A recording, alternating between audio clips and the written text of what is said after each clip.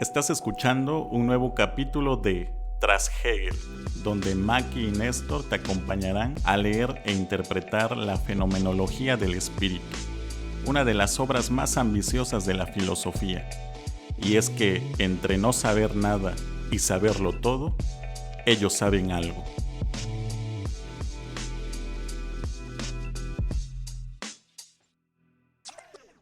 Hola, bienvenidos a un nuevo capítulo de Tras Hegel, el primer podcast de filosofía en español, donde leemos e interpretamos la fenomenología del espíritu de principio a fin. Yo soy Maki. Y yo soy Néstor. ¿Y qué vimos en el capítulo anterior? En el capítulo anterior analizábamos cómo Hegel toma el concepto del derecho divino y lo transforma en derecho natural. En este capítulo vamos a continuar la lectura en el apartado beta, la crítica de las posiciones de la fe. Si nos escuchan diferente, como que con mejor calidad, pero mayor distancia, es porque al fin estamos juntos, estamos grabando en el mismo lugar, pero estamos bien ventilados, bien separados y con cubrebocas, pero al menos para que el último capítulo del año pudiera ser presencial. ¡Wow!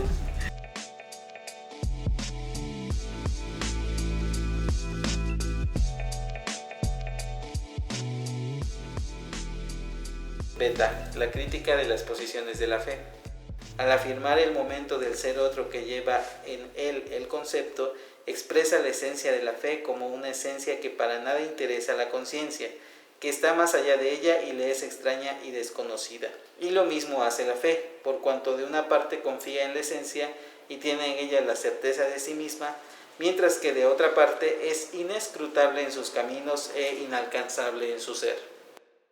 Entonces, la creencia de la ilustración también se manifiesta en el obrar, como la de la fe, pero lo que yo entiendo es que a final de cuentas las dos están pensando que la otra está haciendo un teatro, ¿no? Sí, nada más que la diferencia sería en cómo se concibe ese teatro, ¿no? Por seguir tu ejemplo. O de otra manera decirlo, que cuando la ilustración juzga a la fe, parecería ser que está poniendo a esta esencia divina como muy separada del ser humano, y el ser humano como incapaz de lograr esta esencia divina. Y en el caso de la fe hacia la ilustración, pues ahí no me queda del todo claro. O sea, de lo que piensa la fe de la ilustración. Ajá. Pero es que ahí a lo mejor ya no lo explicita, porque ya habíamos quedado en que para la fe lo que hace la ilustración es más bien como usurpar, ¿no? Sí, ciertamente.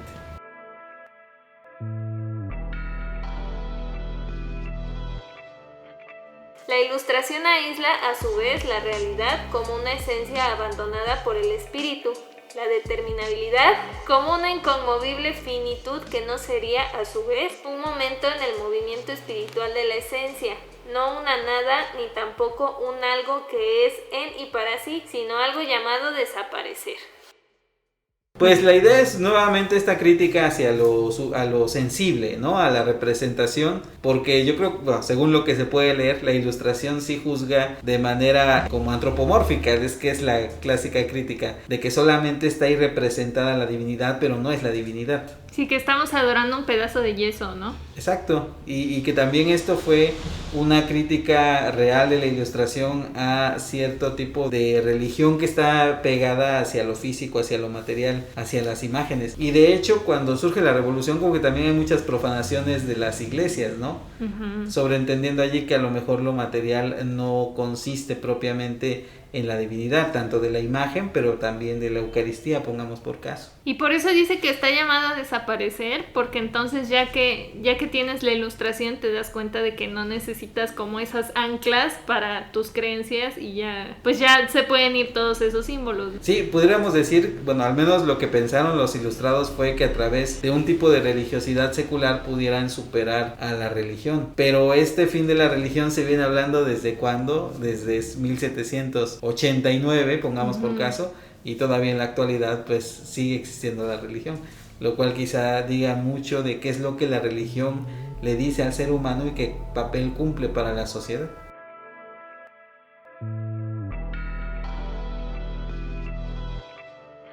Ahora bien, la ilustración, que le recuerda esto, solo piensa a su vez en el saber contingente y olvida al otro, piensa solamente en la mediación que se establece a través de un tercero extraño, y no en aquella en que lo inmediato es el en sí mismo, el tercero a través del cual es mediado con lo otro, es decir, consigo mismo.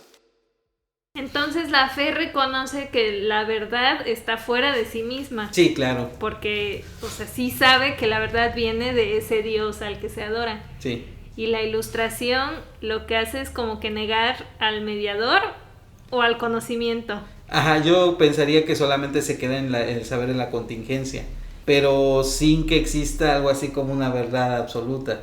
O sea, porque el creyente asume eso, ¿no? Que existe la verdad absoluta, pero el ser humano por su contingencia y por su limitación es incapaz de poseerla. Y el ilustrado parece decir que pues basta con este tipo de conocimiento contingente y no hace falta la afirmación de lo absoluto. Ah, ya, entonces deja ir al mediador en el sentido, no de que sea el mediador del conocimiento, sino de la verdad. Ajá, bueno, aquí la cuestión del mediador, no sé si se traduzca ahí tal cual mediador. Bueno, es no que sé. Dice, el tercero a través del cual es mediado con lo otro. Si estamos hablando de una relación de conocimiento, puede haber una correlación entre yo que conozco y otra cosa. Pero para que alguien pueda determinar que esto es así, hace falta un tercero. Y ese tercero sería el que corrobora la verdad que yo obtengo, y esa sería como la verdad absoluta. Entendiendo que ese mediador es Dios, ¿no? Ajá. Como que le da la certeza a ese conocimiento. Ah, ya. Quitando esa mediación, nos quedamos solamente con el sujeto ser humano que conoce y el objeto conocido, pero sin una posibilidad de conquistar ese conocimiento como verdad absoluta. Y lo que dice la ilustración es que eso es bonito y está bien. Ajá, yo entendería que es como el límite, ¿no? Se conforma con ese tipo de saber, que es un saber estrictamente humano, pero pues que es ganado por el propio ser humano.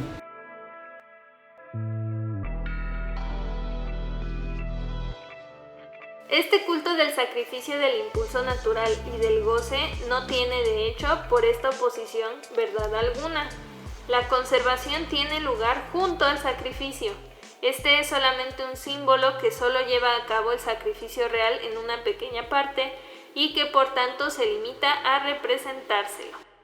O sea, ya la ilustración aquí como que sí le está concediendo Hegel todas sus críticas a la fe, porque incluso ahorita en el obrar ya te está diciendo, bueno, finalmente lo que hace la fe también es una representación. O sea, por lo que entendería, ¿no? Que la religión genera este tipo de mecanismos de represión del impulso natural egoísta, de satisfacción corporal y de posesión de riquezas, pero que esto no tiene ningún tipo de valía, o sea, no vale por sí mismo. Es un signo, pero como signo no ayuda a una relación mejor con lo absoluto, y en ese sentido la ilustración como que sí libera al ser humano para que pueda alcanzar toda su potencialidad, por decir de alguna u otra manera, o al menos así parece entenderse. La ilustración te hace vibrar alto, ¿no? Porque no estás concentrado en sufrir y en lo que careces y eso. Bueno, porque también Hegel como que no es un asceta, y al no ser un asceta como que está criticando este tipo de sacrificios corporales. Porque ciertamente, o sea, lo que en algún apartado anterior señalaba es que cuando te centras demasiado en el alma, terminas por castigar el cuerpo, pero con esto divides al ser humano, lo que siempre se ha dicho. Pero pues la ilustración como que lo libera en ese aspecto.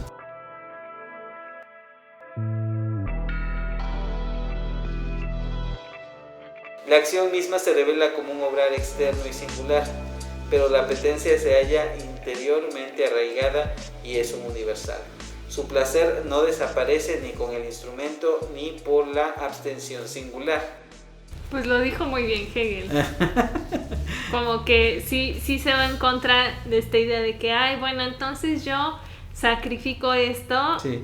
A lo mejor uno sí puede racionalizarlo como que, porque me lo pide Dios o porque así vivo mi fe, etcétera. Sí. Pero a final de cuentas es como en el capítulo anterior que nos definimos por lo que negamos. Entonces no es que tú estés haciendo un sacrificio, sino que simplemente te estás negando un placer para poder decir, me estoy sacrificando negando este placer. Pero como dice, o sea, a final de cuentas en la acción no interviene la conciencia. Entonces, por más que en el cuerpo pueda sacrificar lo que tenga que sacrificar, En la realidad, en la conciencia no sabemos qué esté pensando el sujeto que está sacrificando, cuando precisamente por esta negación el placer y otros tipos de deseos e impulsos naturales se multiplican por la misma abstención, y eso pudiera ser el problema para Hegel también, ¿no? Y entonces quieres actuar con base en un universal, pero como no conocemos realmente la conciencia de todos, se queda en el singular y ahí está la contradicción, porque como que actúas con base en algo, pero el singular, aunque coincidan, no pueden ser equivalentes.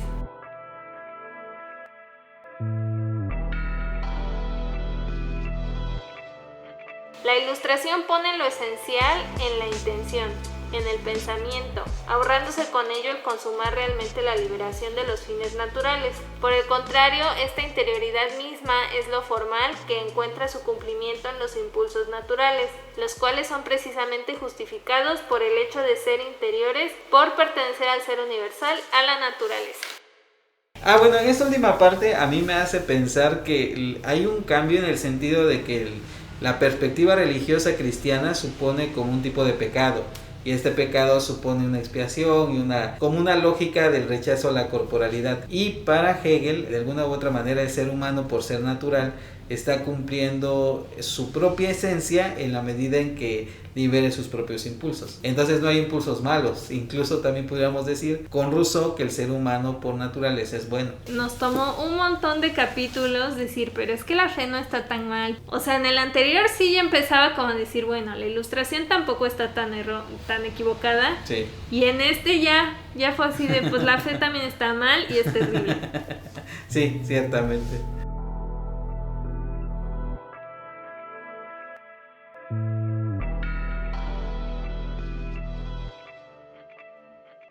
Vamos a dejarle hasta ahí por esta semana. ¿Qué nos tiene que quedar claro? Bueno, nos tiene que quedar bien claro que en este apartado Hegel critica la religiosidad, me parece de una manera más profunda, porque la manera en cómo se vive esta religiosidad implica en la concepción propia del ser humano, y la ilustración libera al ser humano de este tipo de defectos del pensamiento religioso.